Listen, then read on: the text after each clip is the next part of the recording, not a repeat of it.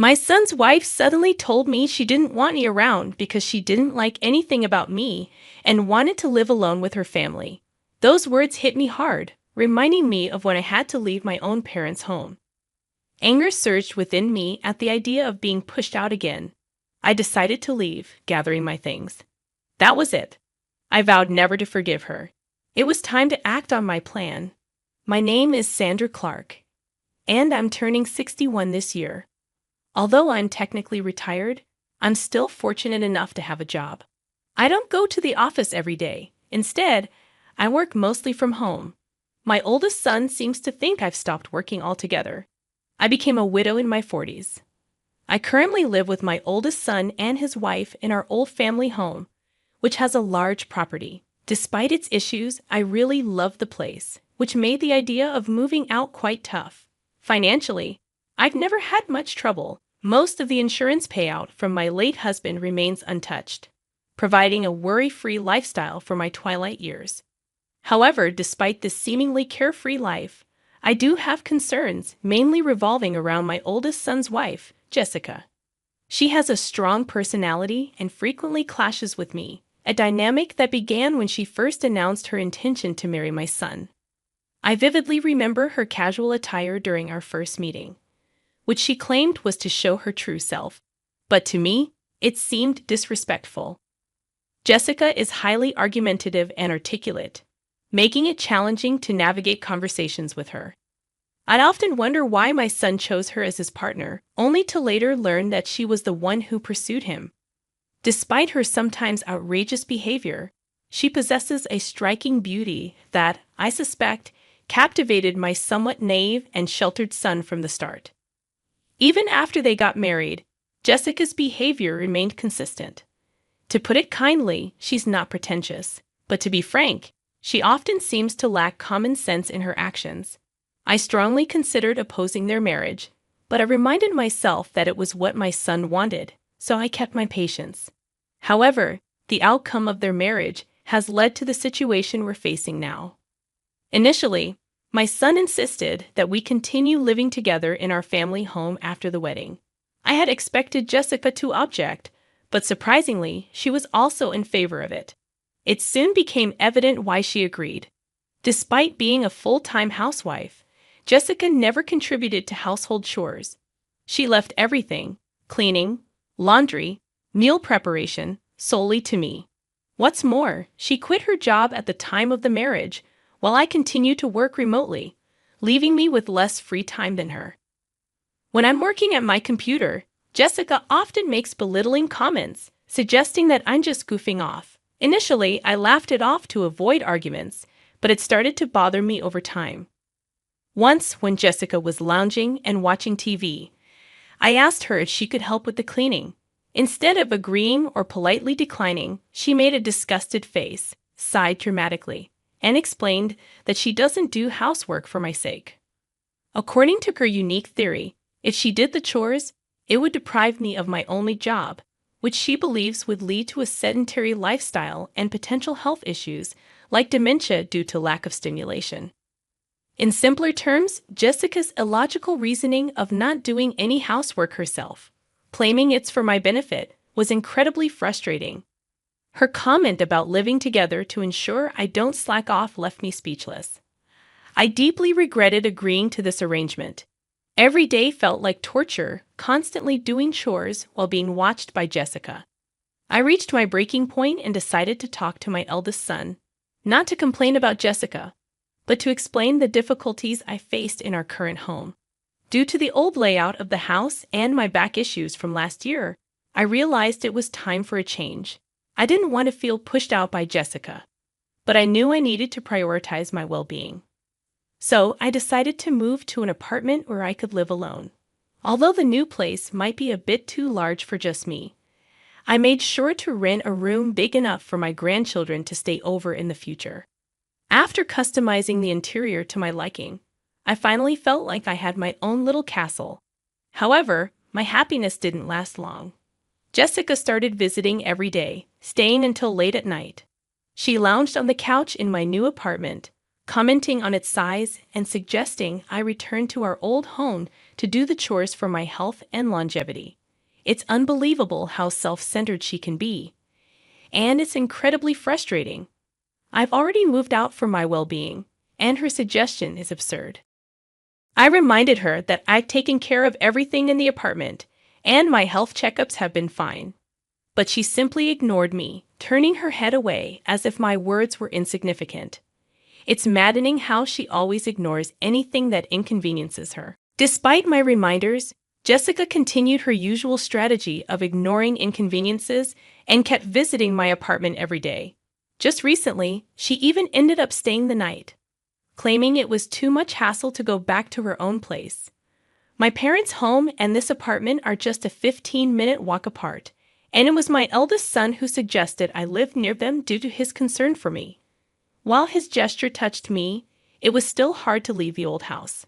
One day, when I returned from a rare business-related outing, I was shocked to find Jessica lounging in my apartment as if it were her own. To my disbelief, she had used the spare key I gave to my son without my knowledge.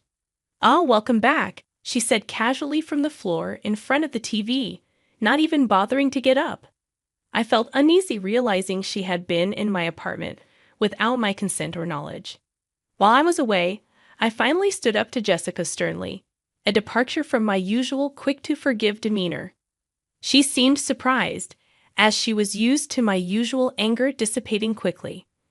When she called me a stingy mother-in-law and started yelling, I held my ground. She insisted I leave the apartment, claiming it wasn't fair for me to live there while they stayed in the old house. She seemed to think my son James was paying the rent, which explained her frequent visits. In her mind, the apartment should have been for her family, so I agreed to leave within 3 days. Jessica demanded I call a moving company in front of her to prove my intentions. I immediately arranged for movers to come in 2 days, satisfying her. As she left, satisfied with her victory, I began formulating a plan. I moved out as promised, settling into a senior apartment for a trial period of 2 weeks. I handed over the keys and lease documents to Jessica, asking for a contract change through the real estate agent, who was accommodating due to our long-standing relationship.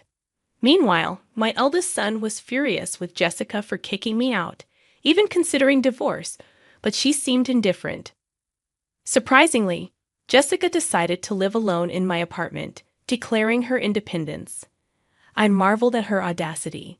However, in 5 days, Jessica would learn the truth. While working remotely, I anticipated Jessica's call. I had a recorder ready to capture our conversation.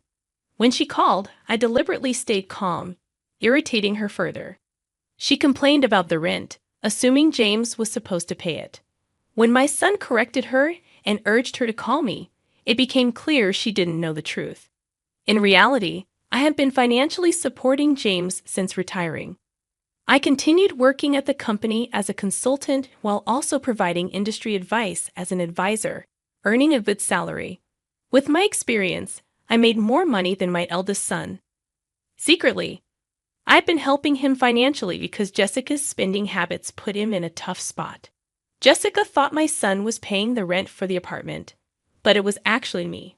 When I clarified this to her, she seemed shocked. After our call, I shared the recorded conversation with my son, who was worn out from dealing with Jessica's debts. He agreed to divorce her. I laid out a plan for him.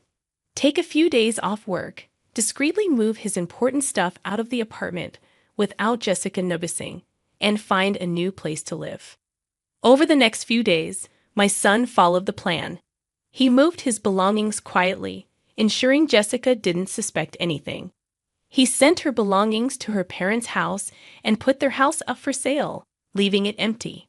When Jessica called in a panic, I calmly handled her questions. It turned out she couldn't afford the rent on her own, so I had to leave. I decided to talk to James about the situation. When I returned home, I found chains and a padlock on the gate, along with a for sale sign.